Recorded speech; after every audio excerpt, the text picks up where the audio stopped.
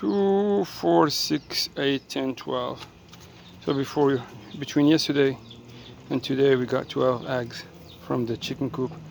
I've been raising chickens for over a couple of years now. I did raise them before, but I stopped, but I went back to raising them.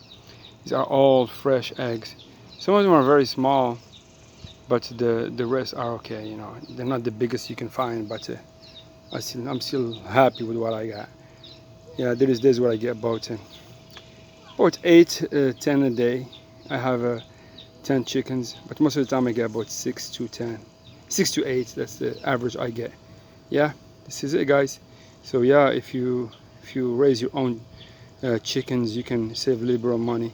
I also grow some of the feed. I buy some feed from the store, but I also grow my own feed to help with the expenses of feeding the chickens, and I love it. It's a lot of fun and it keeps me busy.